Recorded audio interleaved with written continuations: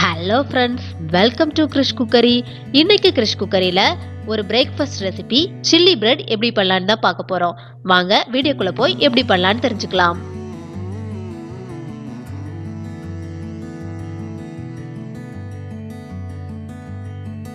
First 5 bread ஸ்லைசஸை இந்த மாதிரி cube ஷேப்பில் கட் பண்ணிக்கலாம்.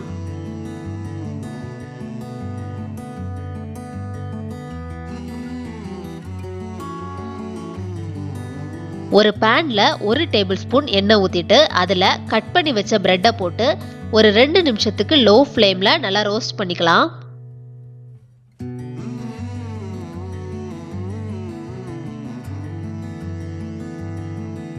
இப்போ ரோஸ்ட் பண்ணதை தனியாக ஒரு பிளேட்டில் எடுத்து வச்சிடலாம். அடுத்தது அதே கடாயில் 2 டேபிள் ஸ்பூன் எண்ணெய் ஊற்றிக்கலாம். எண்ணெய் நல்லா ஹீட் ஆனதுக்கு அப்புறமா ஒரு பெரிய வெங்காயத்தை இந்த மாதிரி சின்ன சின்னதாக நறுக்கி சேர்த்து நல்லா வதக்கிக்கலாம்.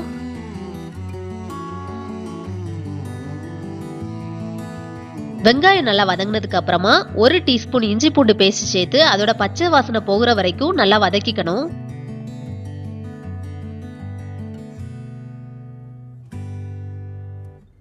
இஞ்சி பூண்டு பேஸ்ட் பச்சை ஸ்மெல் போன உடனே அதுல 1/2 கப் குடைமிளகாய் சேர்த்து நல்லா கலந்து விட்டுக்கலாம். குடைமிளகாய் பாதி வெந்த உடனே ஒரு தக்காளியை இந்த மாதிரி சின்ன சின்னதா கட் பண்ணி சேர்த்துக்கலாம்.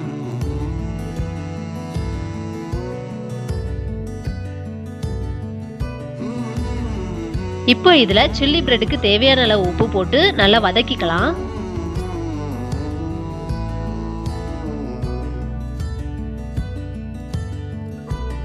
இப்போ 1/2 டீஸ்பூன் மிளகாய் தூள், 1/4 டீஸ்பூன் கரம் மசாலா சேர்த்து நல்லா வதக்கிக்கலாம்.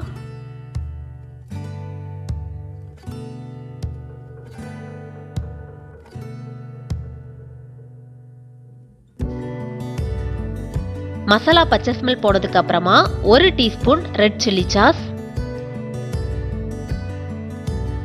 1/2 டீஸ்பூன் சோயா சாஸ் சேர்த்துட்டு மிக்ஸ் பண்ணிக்கலாம்.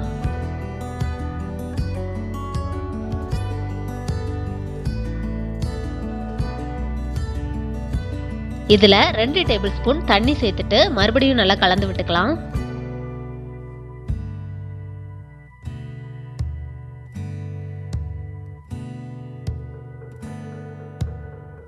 நல்லா கலந்து விட்டதுக்கு அப்புறமா ஆல்ரெடி ரோஸ்ட் பண்ணி வச்சிருந்த பிரெட்டை இதுல சேர்த்துக்கலாம். அந்த மசாலா கூட பிரெட் எல்லாம் நல்லா மிக்ஸ் ஆகுற மாதிரி ஒரு 2 நிமிஷத்துக்கு நல்லா ரோஸ்ட் பண்ணி கலந்து விட்டுக்கலாம்.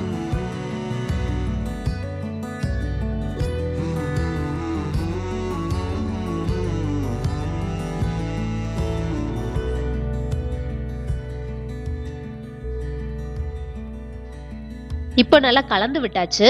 லாஸ்டா கொத்தமல்லி இலை போட்டு லைட்டா கலந்து விட்டுட்டு வேற ஒரு பிளேட்க்கு டிரான்ஸ்ஃபர் பண்ணிடலாம்.